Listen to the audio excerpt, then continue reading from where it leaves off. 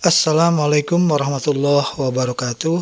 Bapak dan Ibu yang terhormat, berikut adalah informasi sekaitan dengan pemilihan mata pelajaran di kelas 11 pada kurikulum Merdeka.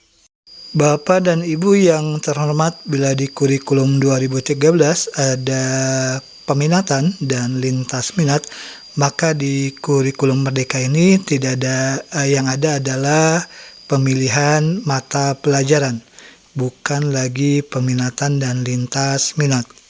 Informasi berikut sekaitan dengan pemilihan mata pelajaran disampaikan oleh Bapak Dr. Yogi Anggrena dari Pusat Kurikulum Kementerian Pendidikan, Kebudayaan, Riset, dan Teknologi. Assalamualaikum warahmatullahi wabarakatuh.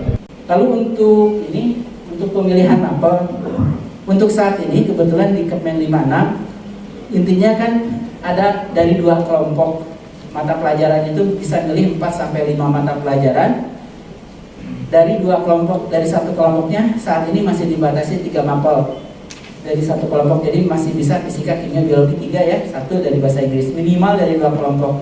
Boleh dari 3 kelompoknya, boleh fisika, kimia, ekonomi, bahasa Inggris boleh. Tapi ini posisinya sampai saat ini, kebijakannya sampai saat ini adalah minimal dari 2 kelompok, minimal ya, dengan di satu kelompok 3 mapel yang diambil antara 4-5. Jadi bisa jadi ngambil fisika, kimia, biologi 3, ditambah 2 mapel lain bisa jadi ya. 2 mapel lain itu misalkan ekonomi, bahasa Inggris bisa, karena pilihannya 4-5. Ini posisi untuk saat ini. Tapi ada kemungkinan akan kita buka revisi, tidak dibatasi harus minimal 2 kelompok. Ada kemungkinan dibebaskan aja langsung, tidak di kelompok-kelompok, bebaskan aja langsung, cukup ngambil 4-5. Tapi ini nunggu nanti regulasi kemudiannya. Sedang ini lebih ke pembahasan saat ini di pimpinan. Ada kemungkinan usulan dari perguruan tinggi tidak dikelompokkannya, tidak dibatasi minimal 2 kelompok, tapi dibolehkan dalam satu kelompok yang penting ngambil 4-5. Nah ini nanti mungkin kalaupun ada informasi kebijakannya nanti akan disusulkan kemudian. Tapi existing sampai saat ini di dalam Permennya, normanya adalah minimal 2 kelompok, dalam satu kelompok 3 mapel. Sehingga kalau ada pertanyaan, boleh nggak ngambil fisika, kimia, matematika, biologi? Nah, boleh nggak? Enggak, karena maksimalnya 3 mapel ini kan ada 3. Untuk saat ini ya, posisi saat ini minimal 2 kelompok, dalam satu kelompok maksimal 3, posisi saat ini. Nah ini strukturnya ya, sudah mengenal. Nah perubahan terbarunya, PPKN berubah menjadi pendidikan Pancasila. Jadi dalam standar isinya itu ada muatan pendidikan kewarganegaraan, ada muatan pendidikan Pancasila, dan harus ada mata pelajaran pendidikan Pancasila. Nah kami menyikapinya tidak menjadi 2 mata pelajaran baru, tapi dari 2 muatan ini menjadi 1 mata pelajaran pendidikan Pancasila. Di dalam pendidikan Pancasila memang ada muatan kewarganegaraan dan ada muatan Pancasila. Jadi kita merubah nama mata pelajarannya dari PPKN menjadi pendidikan Pancasila, karena ini amanah dari PP-nya, harus ada mata pelajaran pendidikan Pancasila. Satu sisi kita tidak ingin menambah lagi mata pelajaran, sehingga strategi dari tim kurikulumnya menyimpan muatan kewarganegaraan dalam mata pelajaran pendidikan Pancasila. Ini Bapak mungkin nanti tinggal, lalu mohon maaf untuk pilihan mata pelajaran kan untuk diujikan dengan perguruan tinggi nanti adalah mata pelajaran pilihan yang diambil. Sampai posisinya sampai saat ini kita masih diskusi dengan dari perguruan tinggi, sudah ada semangatnya adalah akan menyelaraskan dengan kurikulumnya.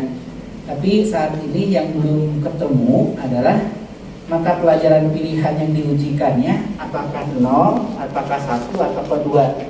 Dari perguruan tinggi mengusulkan 2 mata pelajaran yang diujikan dari kelompok pilihan tadi. Dari kami mengusulkan cukup 1 mata pelajaran. Dari Mas Menteri menginginkan 0 mata pelajaran pilihan. Jadi yang diujikannya mata pelajaran wajib. Nah ini sedang didiskusikan dengan perguruan tinggi ya. Jadi belum ada keputusan final terkait dengan mata pelajaran apa yang akan diujikan di perguruan tingginya. Tapi prinsipnya adalah akan diselaraskan dengan konsep kurikulumnya.